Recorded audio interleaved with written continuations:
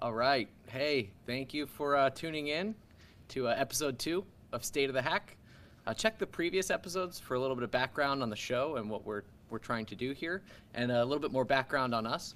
They're available now. I think they upload them to the YouTube channel and as an audio-only podcast. Yep. By request. So, unlike last time, we'll try to give the shortest intro we can give each. We're a little lengthy last time. So, my name is Nick Carr. I track bad guys, try to anticipate their next moves, and our whole team tries to stay ahead of them to stop them.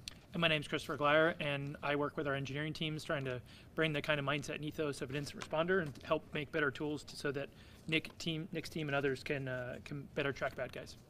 Awesome. So, remember to chat with us in the Periscope chat. I guess I'm sitting on the heart side, which I was told last time, so keep throwing those down here. I'm an old man. I don't know how a lot of this stuff works. And then interact during the show and after it with the hashtag State of the Hack so we can follow up with you and get feedback for future episodes. Sounds good.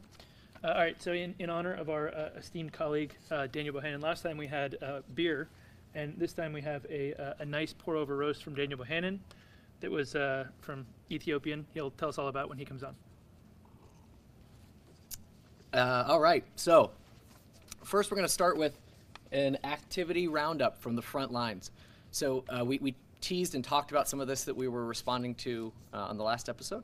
So we wanted to just give you an overview of some activity we've been dealing with and There's been a lot of activity in the last couple weeks. Yes. Pretty interesting things that hopefully we'll be able to enlighten you more about on MuddyWater's, APT20, TEMP.Periscope, a few different groups. Perfect. And I'll include some APT32. All right, so MuddyWater, or as we released a blog on this week, we call them TEMP.Zagros. So they're an Iranian group, but wanted to talk a little bit about the specific technique-based targeting. So on February 21st, we saw them shift and use this new technique using com scriptlets and inf files. What was interesting to us is we kind of traced back on that day on February 21st. It looked like a couple researchers who we recommend checking out: Nick Tyrer, Kyle Hansloven, Advar Mo, of course, Subt, Casey's involved in everything, and Bohops. Those guys have been working on a bunch of neat .inf file execution of different scriptlets. And they had just kind of done a tweet series on that on January 30th. So you see real quick uptick by some targeted groups. So these Iranian targeted attackers started using it within 3 weeks. And again, we put out a blog post on it. It's a new way to run these remote scriptlets with new bypass. And in case you didn't know, Nick has a little obsession with scriptlets. He was telling me yesterday that he actually looks at every single scriptlet uploaded to VT. Yes, pretty much. Period, right? I think since mid 2017, and especially after being inspired by Casey Smith, and overall everyone's uptick in using these. There's some really interesting stuff. So started looking at them across all of FireEye and any other public repository where people upload these files. It's a little unhealthy, I think, but yeah, a little bit. Hashtag daily scriptlet. We find some. So I found a bunch of techniques will change, but there's only so many things you can do post-compromise. And the same thing kind of applies for multi-stage attacks. If there's a certain kind of file that calls down a second stage, and these com scriptlets are used for a lot of bypasses. If you just look for those broadly, you're going to look through a lot of trash. So probably 99% of it isn't interesting. Right. Probably doing 10 to 15 looking through them a day, but every now and then you find something unique. How do you tell the difference between what's interesting and what's trash? Like what stands out in terms of... Yeah, unfortunately, there's not too much on the front end. A lot of things look really cool, and then you'll identify maybe they were using a common builder or something like that. There's some that have fun stuff, like Daniel Bohannon, our guest for today, shared one out today that had prog ID equals pen test, and that might actually not be a pen test. There's a bunch of interesting activity, little telltale signs, and Casey included some fun treats that people who are maybe less sophisticated wouldn't change when they do this. And then most of it, though, requires downloading it, running it statically and dynamically, checking out what it does, and pulling out the next few stages, and then linking together with the files that actually kind of pull the scriptlet down is what's a little bit harder, working backwards. So for the MuddyWater stuff, actually, Mesa Matt from Palo Alto found the document that pulled that initial scriptlet down that we were talking about. So anyways, it's kind of interesting to do targeted activity discovery based on techniques. So that was just one that has been going on. There's a lot of good blog posts. We put ours out this week on the activity, and we'll just keep staying on top of it. Sure. So we kind of teased last time, we didn't get to it, but there's been an uptick in activity by a group we call APT20. They're a group we've been tracking for a number of years. They're a Chinese nation-state group. The interesting thing about them is they've been pretty heavily targeting service providers. And so, the reason why you'd want to typically target a service provider, and it's a common attack technique across multiple different nation states that we see. But if you're a service provider, you often have a connection to somebody's network. So on our our first series, we talked about Atos, which was a service provider for the Olympics, being targeted and used likely in that capacity. And we've seen lots of other service providers or ISPs or other type of organizations where they'll have either direct access connections or maybe they help do administrative functions for a particular organization. And so if you can break into that service provider, you can leverage that to access an organization without having to send a spear phishing email or something else. You may even get access to creds for that victim of organization. So it's interesting. We normally talk about initial compromise being almost exclusively spear phishing, right? But strategic web compromises, I think, watering hole attacks are something we've continued to share about, and we saw kind of a noted uptick in 2017. And throughout, though, we've seen this kind of third angle, the legitimate service provider access. Yeah, so the four most common ones you're going to see, far and away, is going to be phishing, then probably strategic web compromise. The third one will probably be like an outside-in attack, so finding internet-facing infrastructure that has a vulnerability, uploading a web shell or compromising that system in some way, so like Apache struts or something like that is a common one we saw definitely in the last 6 to 8 months, and actually a couple times over the various struts vulnerabilities that have been released over the years. And then the fourth way would be accessing it through a service provider or creds gained from a service provider. And so there are many examples in the last several years, and it's a technique that I think works really well. And many organizations aren't thinking about that or haven't built their networks that would to protect themselves from that angle of attack. Perfect. And I mean, it seems we see some financial groups that prefer it, or one financial group in particular. But then the other definitely seems to be Chinese nation-state related activity. Certainly with the APT10, PwC's Cloud Hopper report. PwC and BA worked together on that one, I think. Yeah, right? So that was, I think, early, maybe April 2017. They released that. It had been going on for a little bit. But this is activity that's continued to go on. And interestingly, like APT20 is typically non-US, international service providers. And they, in addition to that, also like to do strategic web compromises, which have a lot of collateral damage depending on whether you use different profiling scripts or not. And some of them may, so they may have a pretty broad impact in terms of their where their stage ones land, but they probably only pick up a very small fraction of those and then leverage those to become active and move laterally within a network. Always dicey for analysis and following up on hosts, because if you have egress IPs that are contacting infrastructure, or you even identifying what systems belong to who, if it's the service provider or the victim, just they're a lot messier. Well, it also makes it hard from an intel sharing perspective, because if you share, say, the domain name of the legitimate website that was used for the strategic web compromise, well, what does that mean? Is it all instances of access to that are bad, or is it only during a certain duration?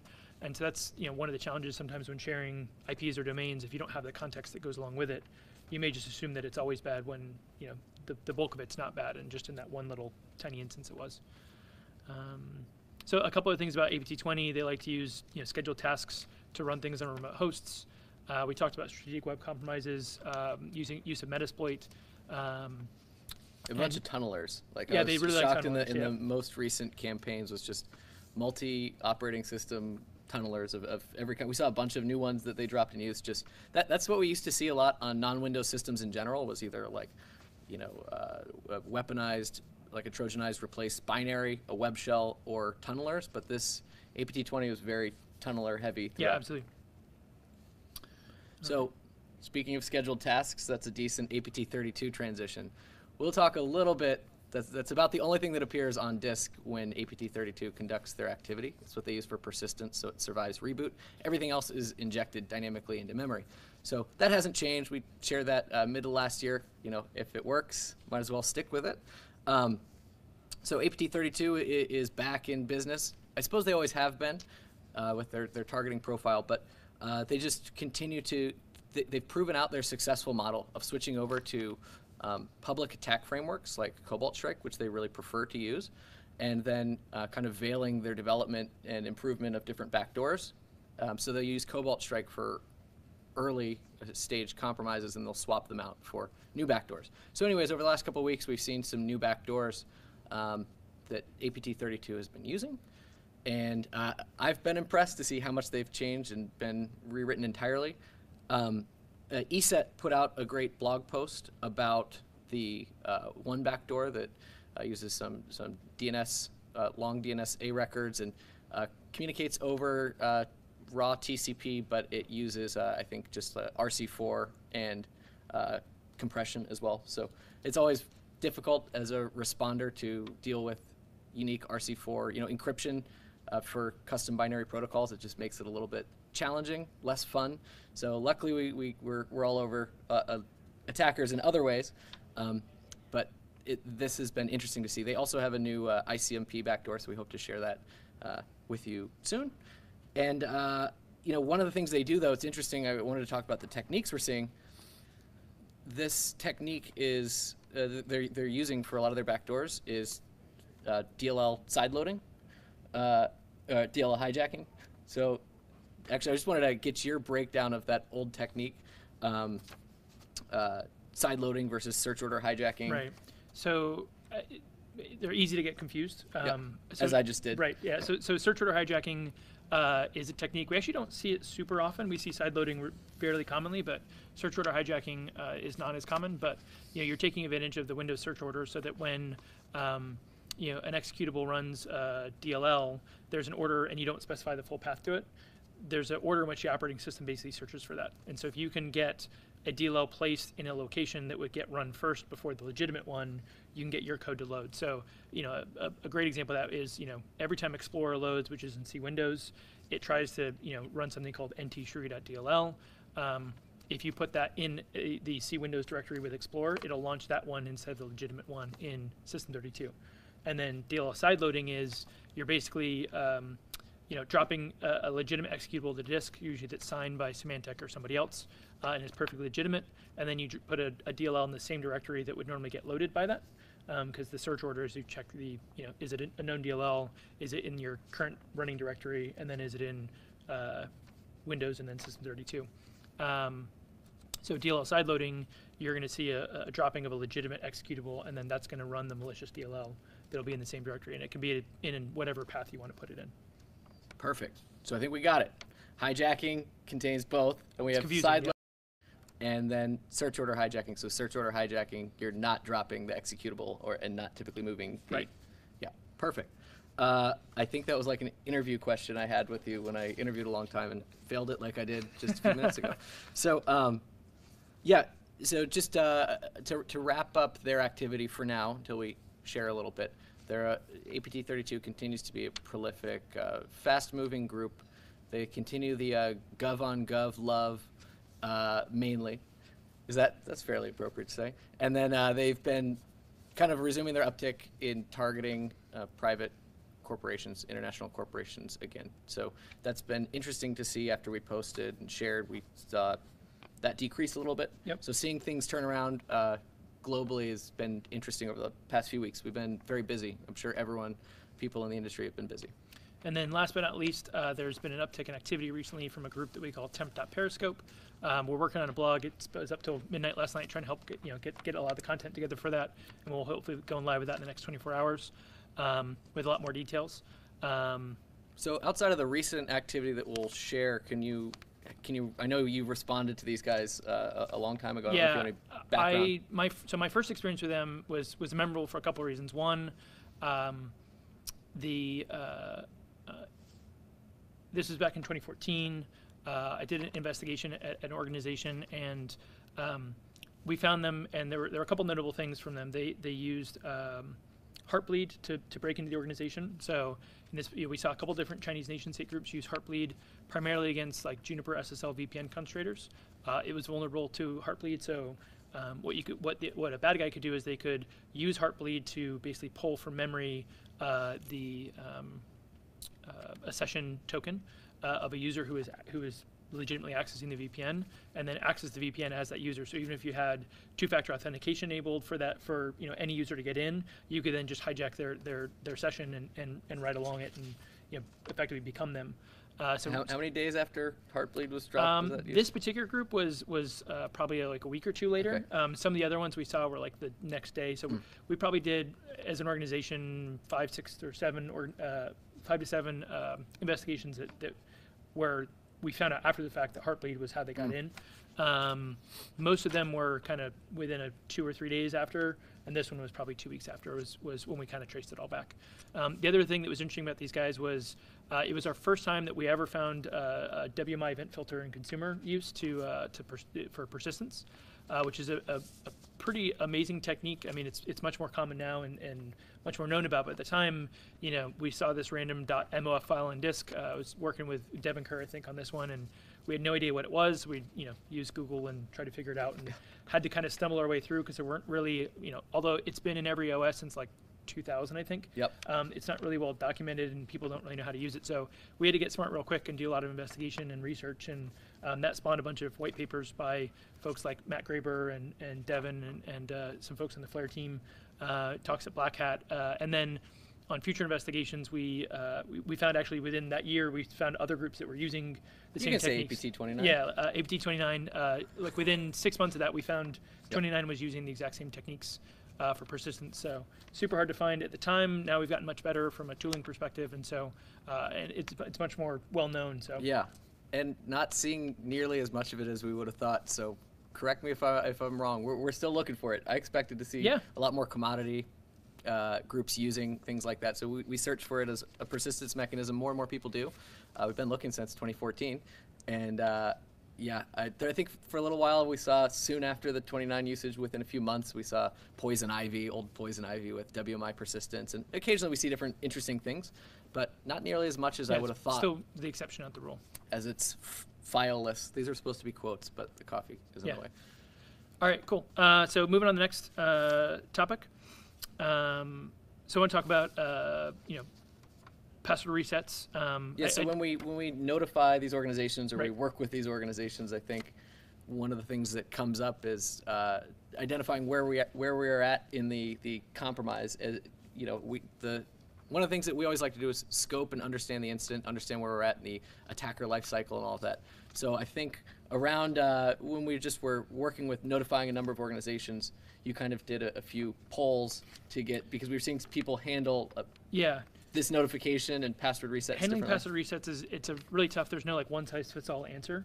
I kind of took a poll of some folks around if you had to reset all of your passwords, how hard would it be? I actually expected most people to say it was almost impossible. I think we pulled it up right here. So we've got one of the polls that I did on Twitter a few months ago.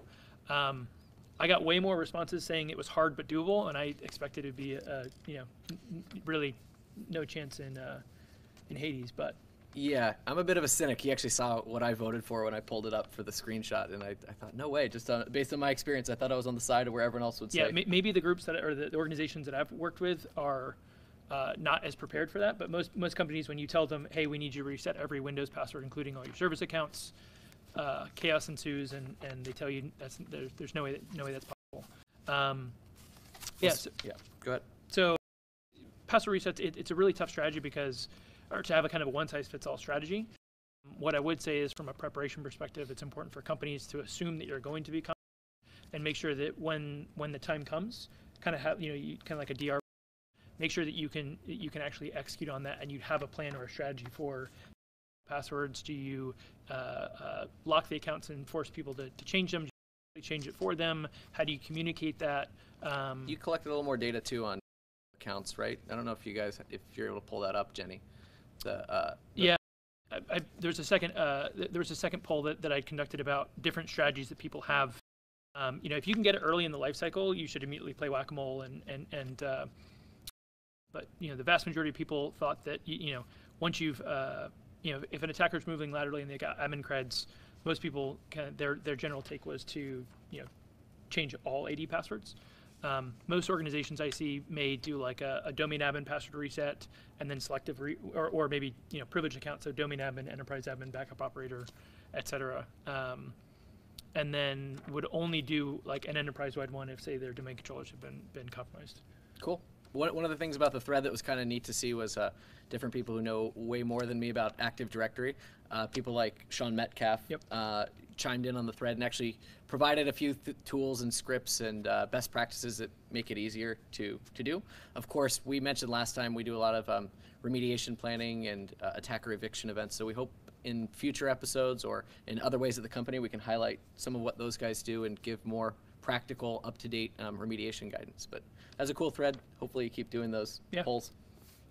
And we didn't really wrap up the activity on the Chinese attacker front. I just think it's interesting overall to see the uptick. I think you and I talked kind of before the show on whether or not we felt this was in line with the Obama-Xi agreement, or if you had any thoughts on that. Yeah, I mean, so from what I've seen, with maybe one or two exceptions, I think in general it's been in line with the agreement that the Chinese may stretch the bounds a little bit with what they consider national security interests, but I think for the most part, I'm not aware of large scale commercial espionage that I've seen in any of the stuff that we've done or cases that we've worked. What is more notable though is that a bunch of groups that in the 2015 timeframe had kind of went dormant or inactive, at least from our telemetry and visibility, prior to that agreement, have kind of become more active here in the last 4 months. And I do think that is kind of notable as groups we haven't seen in a while. Right. I saw an NCC group, a blog, really good one the other day about APT15, and we haven't seen them since 2015. So it's interesting to see a couple of those groups kind of become active again. Seems to be about a 2-year gap, 2.5-year gap. Yeah. For the most part, one-off targeting of a few organizations in between, but a notable increase. Right. So, perfect. Well, at this point, we wanted to talk a little bit about some conferences and some upcoming research, and we have a special guest as well. So, just as a quick recap, the Kaspersky's Security Analyst Summit, SAS, happened, was that just last week? Yes. 2 weeks ago? Yeah, it was last week. It's very obvious if you look at people's pictures from there that is a good conference to get to. Looked like a lot of fun. So this year is in Cancun, and they seem like they picked a nice spot and had a lot of good talks there. So the FireEye crew sent 4 different people. So Mux Harani was there giving some new research on responding to Iranian attackers that are actually compromising SMS services. Dan Kapan and Marina Krotofel talked about the Triton ICS malware. If you didn't see our blog post toward the end of 2017, they actually followed up with more on the infection path and the IR war story and some other info we hadn't put out before. I think we'll be putting that out soon as well. Mike Matonis talked about some modern APT credential theft techniques.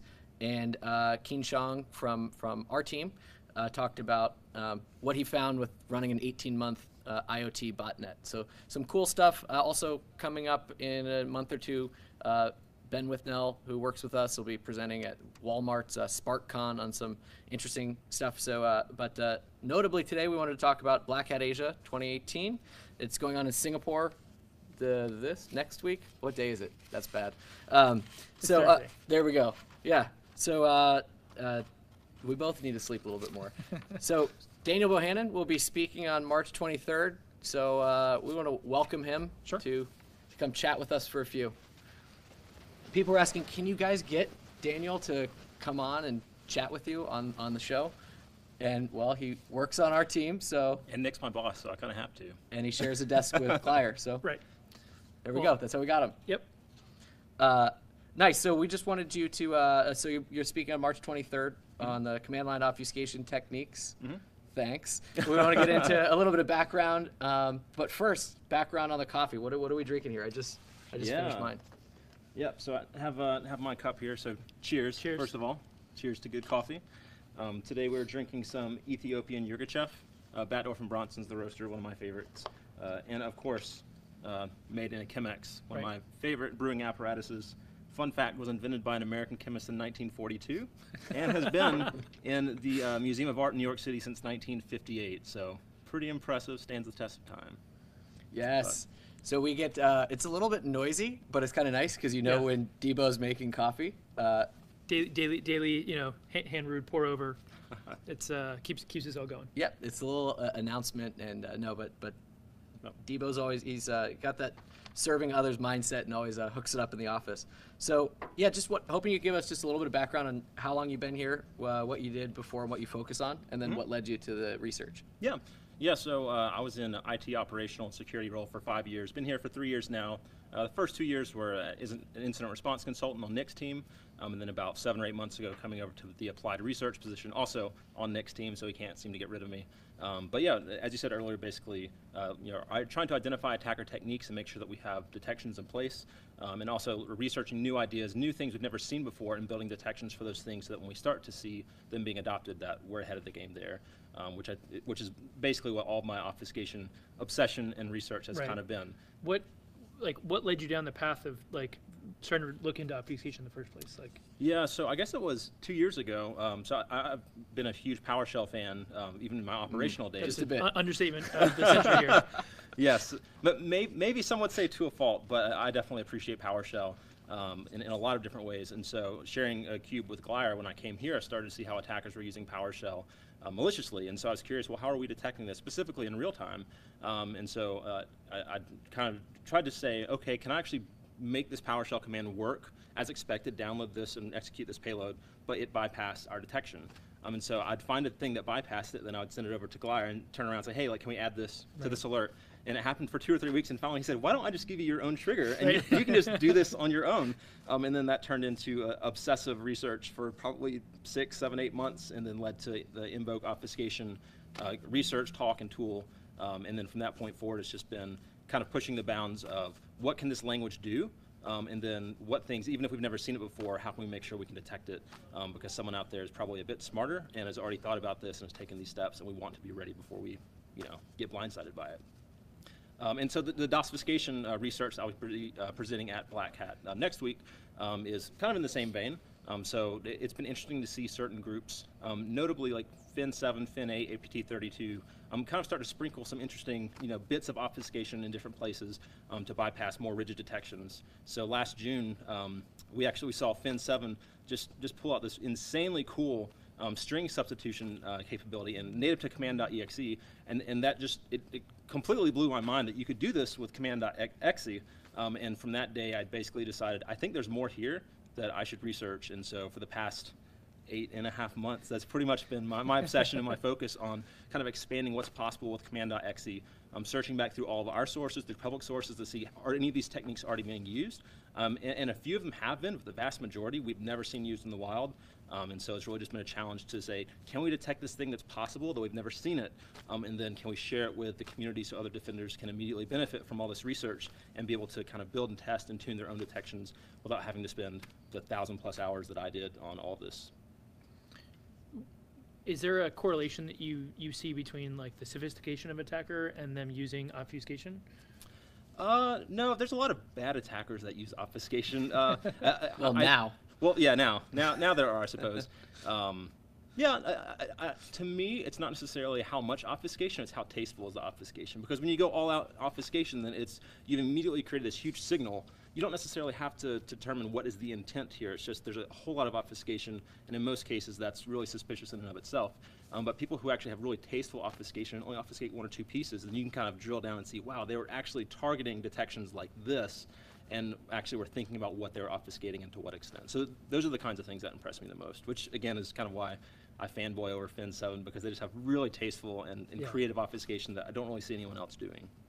So, joking aside about attackers, using it, you're releasing it to attackers and defenders kind of at the same time, having people get rid of those assumptions so they're focusing on the things that can't change, which we love, and we continue to find interesting stuff with it. But, do you have any thoughts on attackers blindly using some of it? How's that make you feel? Yeah, well, when I see Commodity using it, it makes me feel really sad.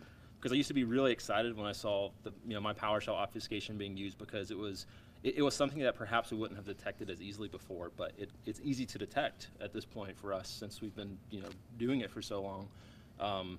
But yeah, I guess the first time I really saw it being used in the wild by an interesting group was APT32, and for about a minute I was really excited. I couldn't believe an APT group was using my tool, and then I immediately felt really bad for the client and realized that this is probably happening a lot more. And so obviously there's no way to release a tool in research only to what someone may deem the good guys or the defenders only, but Right.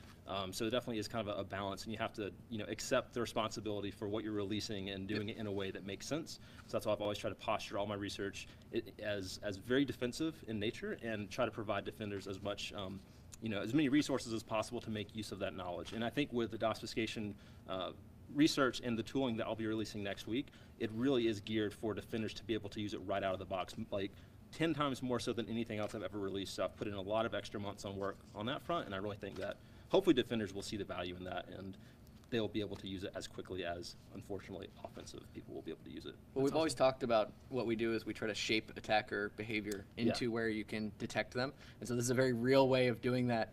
But of course, about the only thing you can't get rid of is it has added to analysts, maybe people watching that have, it takes a little bit longer to decode. Do you have any decoding tips? I know you'll give some for the command line obfuscation. How about PowerShell? Yeah, so I'm just going to point people to this part of the video. Exactly, yeah. So I too also have to deal with decoding my own stuff, and people at the office get great pleasure from sending me all those payloads and be like, hey, this is your fault. This is going to be your Saturday night now. Yeah, I mean, there's some tools that we have in our back pocket to make some of the stuff easier. And yeah, I mean, at some point, doing some parts of it manually, I just kind of like to feel what's happening and kind of see, again, like, is this tasteful obfuscation, or is this just like wrapped in 10 layers of garbage? But yeah, it definitely does increase the analyst time, again, myself included. And I don't really see a great way around that, but I would rather detect something that took me to decode than to not. Perfect. Awesome.